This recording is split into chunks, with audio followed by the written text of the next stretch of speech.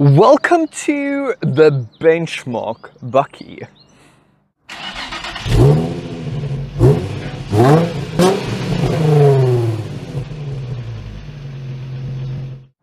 Hi guys, Eric here and welcome back to my channel.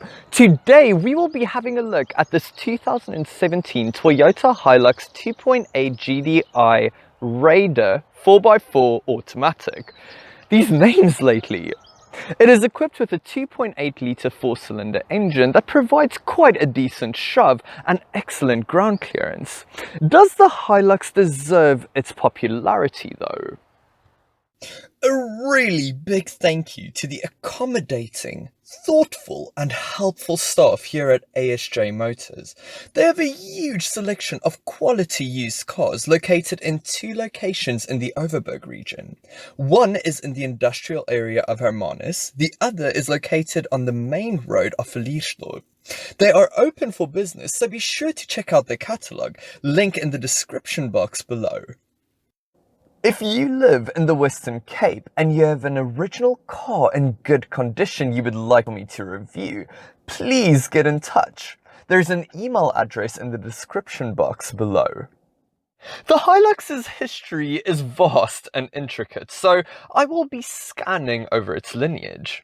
It all started in 1968 when Toyota wanted to replace its car-based Buckies with a new cab-on-frame structure. It was released with a 1.5 litre engine that produced a healthy for the time 57 kilowatt, but it was upgraded to a 1.6 litre in 1971 along with a 4-speed manual. You also had a choice of a short wheel and long wheelbase. In 1972, the second generation was released. It came with a host of updates to the cabin, a 2-litre engine that developed a very intense 89 kilowatt, and an option of a 3-speed automatic transmission. It was facelifted in 1975 and became available with a 2.2-litre engine and 5-speed manual as an option. In 1978, the third generation was unveiled. It was the first Hilux to be offered with 4-wheel drive and a diesel option. The fourth generation, released in 1984, was quite interesting. It was the first generation Hilux to be offered with an extended cab, the first to be fitted with a turbo diesel, and it was released with a turbocharged petrol unit to compete with V6 powered competitors. It gained its very own V6 in 1998 though. This model was available in South Africa all the way until 1997. The fifth generation didn't have any firsts of its own, but what I didn't know is that VW built the Hilux and marketed it as a VW Taro from 1989 to 1997. The sixth generation of Hilux was the last to be built in Japan for a while, with main markets becoming South America, Africa and other parts of Asia. The seventh generation was actually built in the Durban factory. It was based on a modified chassis that underpinned its predecessor. It received its first facelift in 2008 and second one in 2011. This is the eighth generation Hilux in Raider spec. It has the top-of-the-range 2.8 litre GDI engine that produces 130 kilowatt and a meaty 450 Nm of torque. The 6-speed manual boasts a little bit less at 420 Nm. When it comes to the Hilux's styling, I personally like the design, as it carries a lot of DNA from previous generations. I love brand identity, and Toyota did a good job of making the Hilux look like one. I must admit though, to me, there are more attractive Buckies out there, but this is merely my opinion. In this spec, it looks blingy, with chrome bumpers, door handles, and various trim pieces found along the cabin. This model is fitted with a different bumper, which I think adds to the ruggedness that Toyota is going for. The ride height is good, and equally high profile tyres add to the package. What is the interior like? Having recently reviewed the Volkswagen Amarok, I can almost immediately tell that the Hilux has a much different personality. The plastics are darker, there's more swoops and curves around the cabin, and it feels quite a bit smaller in here. Now that's probably because it is. Not that it's cramped though. Knee room, headroom and shoulder room is plentiful. I think it's the darker plastics that gives the Hilux's cabin a cozy feel, even sporty. That's because the black plastics are accented by silver trim pieces that are shaped as trapezoids, giving the illusion of speed. Build quality is excellent. Everything feels very, very well put together. Choice of materials, on the other hand, could be better. With the exception of the steering rim, the armrests, as well as the seats, all the plastics in here are of the cheap and scratchy variety, on top of the dash and on top of the doors. This is true for most of its rivals though, so I can forgive it for that. What I don't understand, however, is the digital clock. Now, Toyota says this is because of tradition. It harks back to Hiluxes of old. But out of everything they could make an Easter egg out of, they chose a blackout LCD clock. Bruh. The Hilux definitely exudes more of a utilitarian and macho vibe than that of its German counterpart. For better or for worse. Considering this is a leisure bucky, I would have liked some more shiny trim in here, but this cabin will be more than enough for most people. Let's dig a bit deeper though, starting with the door panel. Well, its design is rather simplistic, devoid of all the swoops and curves you find around the rest of the cabin. Because of the black plastics though, it does look a bit gloomy, even with the silver trim piece and metal door handle. It also doesn't really offer anything special like felt-lined door pockets, and the window switches feel a bit too utilitarian. Thankfully, the door pockets are of a decent size, the armrests are very well padded, and the doors feel heavy and closed with a very reassuring thud. The steering wheel is much like other steering wheels from Toyota's SUVs. It looks suitably utilitarian and rugged, and the bottom spoke is trimmed in silver plastics. The buttons are plentiful and they are nice and big, which is great for die Bude and the massive fingers. The buttons also provide excellent feedback and they are ergonomically very well thought out.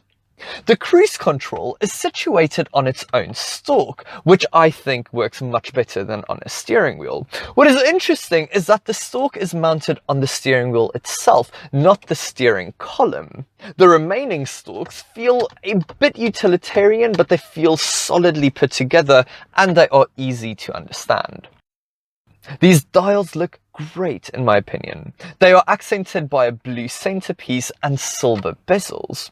The actual digits are nice and big, and because they are backlit with white, they are extremely easy to read.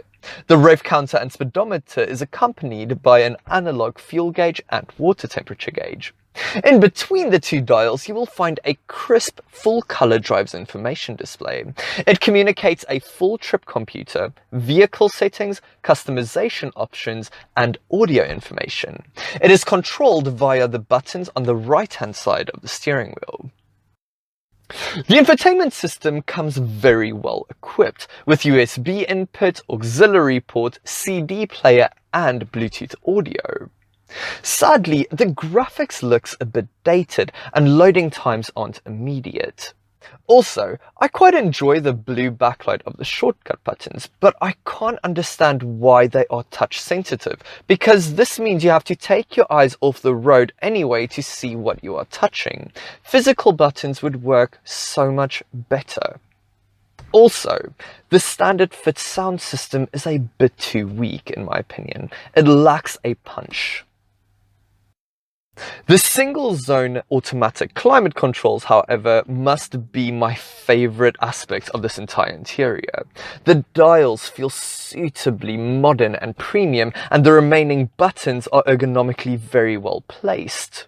It feels upmarket and premium. I really like it. Move your gaze down to the gear selector though, and you are knocked back to the utilitarian side of the Hilux. It feels really solid and well put together, but it looks a bit dated and even rather cheap. The same can be said about the handbrake, not because it is a manual handbrake, but because of the trim it is finished in. Thankfully, the seats are trimmed in upmarket leather and accented by silver top stitch. Now, they might look a bit dreary, but they are really comfortable. And the driver's seat is adjustable for height, making finding a comfortable driving position so much easier. Turning to the practical side of things, the Hilux's storage solutions completely eclipses those of the Amarok. The glove box is of a very decent size and well dampened, and you get a secondary closable storage space above it. Then there is a tray compartment in front of the gear lever, not 2 but 4 cup holders, and a small tray area next to the handbrake. Combine that with the aforementioned big door pockets, big space underneath the center armrest, and a sunglass holder, and yeah, you have enough space in here. Get in the back and things are alright, if not perfect. Space seems to be the main issue back here. Knee room is very good, but taller people will struggle for headroom. This is because the rear bench is raised significantly over the front. Now, thankfully, this does result in good forward visibility, and the window line is nice and low, so children will be more than happy back here. Storage-wise, you get decently sized rear door pockets, a storage pocket behind each front seat, these neat little hooks that are a bit too low for clothes but are excellent for a handbag or a packet of groceries, and 2 cup holders that are placed within the drop-down armrest. No air vents though. Regardless, it's quite impressive back here. Now for the loading bay. It is a very decent size of 2.5 square meters, which is only marginally smaller than that of the Amarok. When it comes to its payload, I get conflicting information. A lot of sites say that it is over 1,000 kilograms, but according to Toyota.com, for this 2.8 litre 4x4 automatic in Raider form, it only is 775 kilograms, which is more than 100 kilograms less than that of the Amarok. But it could be either one, I am not entirely sure. One last thing to mention though is that the loading door is quite a bit heavier than that of the Amarok, so that's one thing to keep in mind.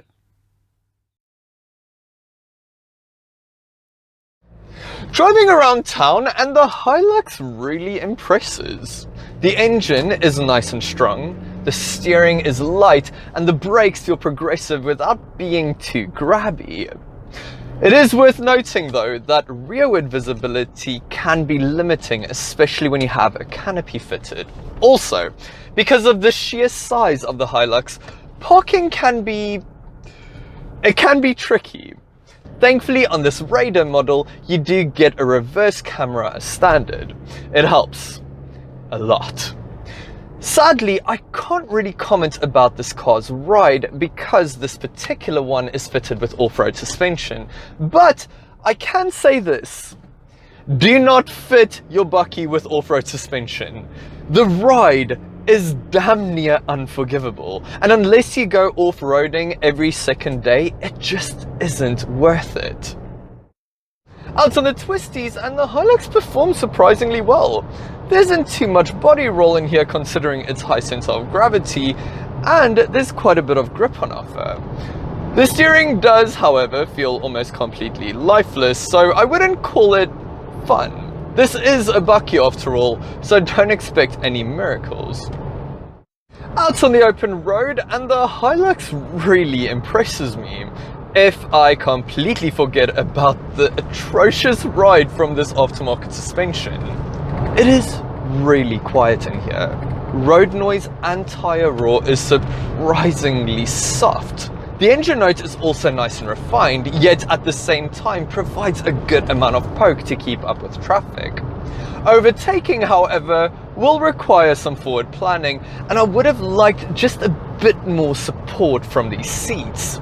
Other than that, this car performs as good as, and in some cases even better than the Volkswagen Amarok.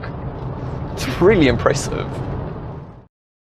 What about the Hilux's rivals? Well, having only reviewed the Toyota and the VW Amarok, the German is a definite competitor. But one isn't necessarily better than the other. Do you require a big cabin, German engineering, and surprisingly pliant ride? Go for the Amarok. Want a reliable, wildly popular and capable workhorse that is also great for long journeys? Choose the Hilux. Then there is the equally capable Ranger, the Mitsubishi Triton, Isuzu D-Max, and the proper wildcard, the P-Series. I have driven the P-Series and, with the exception of quite a stiff ride, it is a very capable and ultra-luxurious bakkie that is much cheaper than the competition. Do yourself a favor and test drive each one. You are sure to find one that perfectly suits you. The interior of the Hilux might not quite be up to scratch of the Amarok, or more noticeably the aforementioned P-Series, but there are some serious benefits of owning a Hilux. The quiet cabin in particular left a big smile on my face. It seems as though I was wrong. The Hilux is much more than just a status symbol, and that makes me very, very happy. Thank you so much for watching another one of my videos. If you enjoyed the review, remember to give it a thumbs up as it makes the world of difference to my channel. Also, if you haven't already, remember to subscribe and get notifications of my upcoming videos, as I have loads more very interesting things coming your way. I hope you have a fantastic day. Until next time, bye.